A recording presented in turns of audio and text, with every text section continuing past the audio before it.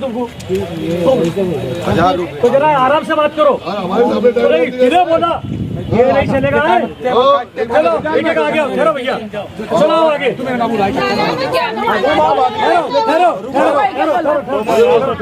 भैया सब हमारी माँ बहने। दो नाम कट कराने की फीस कितनी है? 2 नाम कट कराने की फीस कितनी है? भैया भैया मेरा सवाल है, यहाँ जो फीस लगती है कितनी लगती? कितनी? 200-500 जो भी लगते हैं। 200-500 की बात ही बताओ। देखते साहब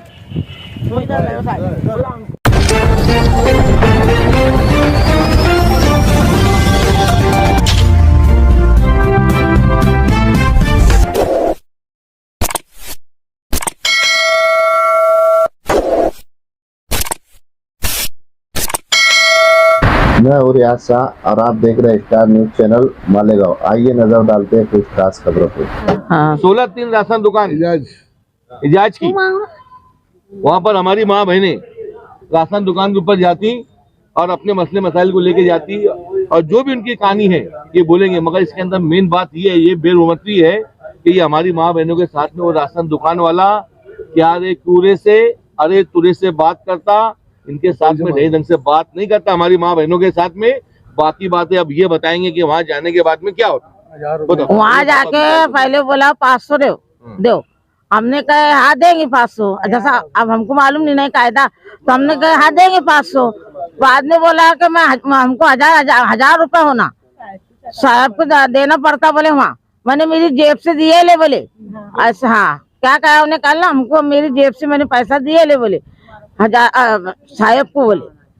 आज 5 महीने से इधर कारट हुआ हमारा, तो बोले 5 महीने से मैं अनाज तुम्हारा कोठा कुछ पास हुआ नहीं। 5 महीने से मैंने मेरे तरफ से अनाज तुमको दिया, बस ये बात। मेरे तरफ के बाया को रोक के मैंने अनाज दिया। कैसी बात करता तुम लोगों से वो बोलो। हाँ क्या मैंने तुमको बोला था ना क्या 500 नहीं लगेंगे, अब 1000 लगेंगे। तो तुम्हारे तेरे समझ में नहीं आता, तो एक साथ में वही थी। बोले क्या वो तू आम सुनती और जाम बोलती के बोले। तो वही ने बोली अभी बात में तो कोई फर्क नहीं हुआ, मैंने आम सुनी तो आम ही बोली और जाम सुनी तो जाम ही बोली। तुम ऐसी क्यों बात करते? तो बोले तुम्हारे समझ में नहीं आता क्या बोले। हाँ मतलब यही जबान वापरे जाती वहाँ कि क्या वो तेरे समझ में नहीं आता क्या, मैंने तेरे को क्या बोला था। तो मतलब भाई ने जवाब दी क्या भैया तुमने ऐसा बोले ना अभी, क्या वो तू आम सुनती है जाम क्यों बोलती, तो तुम क्यों ऐसी जबान हमारे साथ वापरते? तो मैं डरता उड़ता नहीं किससे, डरता नहीं मैं किससे। तो हमारे से 1000 मांगने की बावजूद से मतलब हमारा इतना लफड़ा बड़ा, नहीं तो हमको 5 महीने अनाज वहाँ पे मिला। उसके बाद वो बोलने लगे कि तुम्हारा राशन वहाँ से पास नहीं हुआ। मैं मेरे जो कोठे में से लोगों का अनाज बचा के मेरे वहाँ रोज आना झगड़ा हो रहा, उसका अनाज मैंने तुमको दिया। पर अब मैं तुमको दूंगा नहीं, आधा लेने का लो, नहीं तो ऑफिस के ऊपर पहुंचो, कोई मेरा वहाँ कुछ नहीं करेगा। और साहब को मैं बोला साइन करो, तो वो बोले 1000 रुपए लाओ तो यहाँ आना, नहीं तो मैं तुमको राशन नहीं दूंगा। तुम्हारा मसला है तुम वहाँ जाके कर सकते। मेरा ये मसला है कि मैंने 2 लड़कियों का नाम निकालने के लिए गुजरात भेजने का था, तो उन्होंने मेरे से 1000 रुपए लेके अब तक नाम भी नहीं कटवाए। मैंने उनको 1000 रुपए दे चुकी हूँ। 1000 रुपए देने के बाद में भी उनका नाम नहीं निकला, नाम निकला। उसके बाद में मैंने यहाँ के अर्जी लिख के ना गुलाबी पावती अभी मेरे पास है, लेकिन मैंने लाई नहीं, घर पर है। नाम 2 कट करने के थे और 5 बढ़ाने के थे। तो 5 बढ़ाने के 80 में उन्होंने पैसे मांगे, तो मैंने बोले अभी मेरे पास नहीं है। बोले तुम्हारे पास जब पैसे आएंगे जब तुम नाम चढ़ाना। बोले कितने पैसे लिए थे? अभी हाल फिलहाल तो 1000 रुपए दी थी मैं 2 नाम कट करने के लिए। नाम कट करने के? हाँ लेकिन कटने में अभी नाम हो। मेरा अनाज नहीं था, तो मैंने उनको बोली जाके मुझे अनाज दे दो। तो बोले नहीं तुम तेरा अनाज नहीं आया, बोले अभी जा 20-22 तारीख को आना। तो मैंने 38 के भाव के गेहूँ लाई, 22 के भाव के चावल लाई और वो कहीं बैठे, लेकिन उन्हें अनाज नहीं दिया। जो पब्लिक आपके साथ में आई तो उनकी जो दिक्कतें थी आपको बताया गया, तो आपने जो उसके लिए जो कदम उठाया है तो आगे इसके बारे में आपका क्या सुझाव है? ये इससे पहले 14 नंबर राशन दुकान थी जो गायकवाड़ करके चलाता था। जब से बेचारे लोगों को, गरीबों को तकलीफ थी, वहाँ पे जगह भी इतनी कम थी, बार बार हम लोग जाते थे बोलते थे, लेकिन जो राशन दुकान जो था वो भी हमको धमकी देता था। यानी जो भी किया ठीक है, वहाँ से अब राशन दूसरी जगह आया इन लोगों का। अब यहाँ पर राशन दुकान जो मुश्ताक भाई राशन दुकान वाले, उन्होंने हमको बताया कि इनकी दिक्कत क्या है। इनको ऑलरेडी है ना 7-8 महीने से 1-2 महीना लेट अनाज चलता था। यहाँ से अनाज दुकानदार को नहीं मिल रहा तो इनको अनाज नहीं देता। आज ये बेचारे इतनी दूर से, कोई 11,000 कॉलोनी से आता है, कोई देवी के मल्ले से आता है, कोई पवारवाड़ी से आता है, सब रहने के लिए इधर उधर चले गए। 4-4 बजे रात से नंबर लगा के खड़े रहते, शाम में 5 बजे जाते बिना नाश्ता बिना चाय पानी के। तो हम लोगों ने देखी, अभी परसों के दिन मैं उधर से गुजर रहा था, वहां देखा कि इतनी भीड़ है। मैंने राशन दुकान वाले से बात किया कि भैया अब इधर आ गया है तो इतनी भीड़ क्यों? तो वो बताने लगा कि हाजी साहब ऐसा ऐसा मसला है। तो मतलब चलो परसों के दिन बोला एफडीओ ऑफिस आते हैं, गुरुवार के दिन जुमेरात के दिन आते हैं, उनसे बात करेंगे। तो यहाँ पे अभी हमने एफडीओ साहब से बात करे, उन्होंने हमको बोले कि ये जो थंब लगाते हैं 1 महीना इनका लेट चल रहा है, ये क्लियर कर लेते हैं, इसके बाद कंटिन्यू इनको अनाज दिया जाएगा। और इनके जितने भी मसले मसाइल है इंशाअल्लाह वो एफडीओ साहब से हमने बात की है, उनसे मसले का हल करवा के इन लोगों का हम देंगे।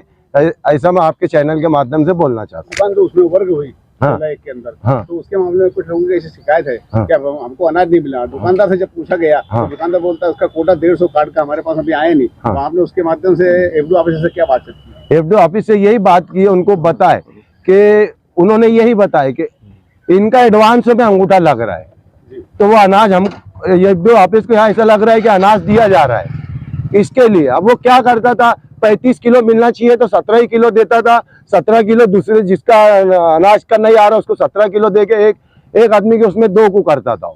लेकिन अब जिसको पूरा पूरा अनाज मिलेगा और सबको बराबर अनाज मिलेगा, ऐसे एफडीओ साहब ने कहा है हमको। और इसके बाद अगर नहीं होता है तो यहीं पर हम धरना आंदोलन करके बैठ जाएंगे, यही पका के देंगे, यही खिलाएंगे हमको, क्योंकि इनके पास चोरी का अनाज बहुत सिल्लक है। समझे, दुनिया भर का भ्रष्टाचार है इसमें। हमारे पास प्रूफ है, ऐसा नहीं कि बिना प्रूफ के हम बात करें, प्रूफ देंगे कि कितना भ्रष्टाचार है। सब इसमें बहुत सारे लोग मतलब से गरीबों के मुंह का निवाला छीन रहे हैं, क्यों छोटे से लेके तो बड़ा तक सब साहेब लोग, चेयरमैन क्या सब क्या सभी इसमें भ्रष्टाचारी है। उनके खिलाफ आपकी क्या सुझाव है आगे? अगर हमारी बात नहीं माने गई तो उनके खिलाफ हम बाकायदा राशन दुकान पे जाके है ना रेड करेंगे और साहब को बुला के रेड करवाएंगे और गुना दाखिल करवाएंगे। हमको पता है कहाँ अनाज जाता है। हुआ इससे पहले देखे होंगे आप लोगों ने, पिकअप पकड़े गए, भर भर के ट्रक पकड़े जा रहे हैं राशन का अनाज, गांव में हुआ है ना। अब वही काम फिर चालू करेंगे हम लोग। यहाँ पे ऑनलाइन सिस्टम जो है हमने पब्लिक की तरफ से सुना है कि ऑनलाइन सिस्टम 6 महीने से बंद है। हाँ, 6 महीने से बंद है। लेकिन कुछ काम ऐसे हो रहे हैं जो पब्लिक की नजर में नहीं है। पब्लिक ऐसे बताते हैं कि ये कार्ड पे ऑनलाइन चालू हो गया, ये कार्ड मिल गया। तो आप लोगों ने एफडीओ ऑफिस से इस बारे में कुछ तनिक की है क्या? ये आपके चैनल से हमको मालूम पड़ रहा है, इसके भी हम मालूमात लेंगे और जहाँ भी दिक्कत पब्लिक को रहेंगी, कोई भी मसले में हम आकर एफडीओ साहब से बात करें, क्यों बंद है, क्यों चालू है, कहाँ का किसका चालू है, किसका नहीं कर रहे हैं, क्यों ऐसा भेदभाव कर रहे हैं, बात करेंगे हम। अभी हमारे आसिफ साहब भी है, बॉम्बे में है, उन्होंने कॉल किए, बोले आप लोग जाओ, बोले वो भी आएंगे अभी। आज हमारे वार्ड के नामी गिरामी महमूद शाह भाई यहाँ पर एफडीओ ऑफिस के अंदर आए हैं। तो आपका इस मामले में पब्लिक के सुझाव से क्या एफडीओ ऑफिस से आपने गुप्त सनीत की है? मालेगांव धान्य वितरण अधिकारी कार्यालय में भेदभाव होता है, ये हमने एफडीओ साहब को बताया कि आप हमको वक्त दो कि आपके ऑफिस में भेदभाव होता है, हम साबित करने के लिए तैयार है।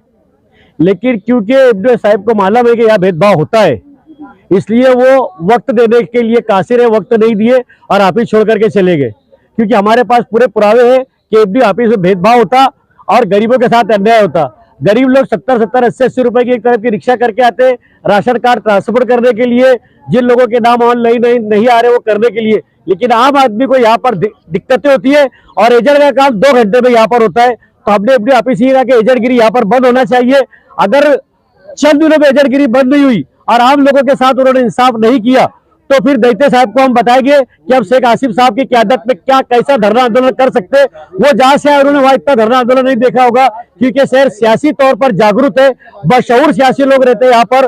और अगर यहाँ गरीबों की आवाम के साथ अन्याय हुआ, उनके मुंह का निवाला छीना गया, तो आगे कानून के दायरे में रह के इनको सबक सिखाना हम अच्छी तरह समझ सकते हैं। अच्छा, यहाँ की पब्लिक, यहाँ जो माँ बहनें आती है, कई मरतबा मैं यहाँ विजिट किया तो मुझको ऐसे बताया लोगों ने कि यहाँ पे राजकीय शासकीय लोगों के काम होते हैं, सामान्य नागरिक के काम नहीं होता। इस पे आपका क्या कहना है? यहाँ पर आम आदमी का काम नहीं के बराबर होता, ये सच्चाई है।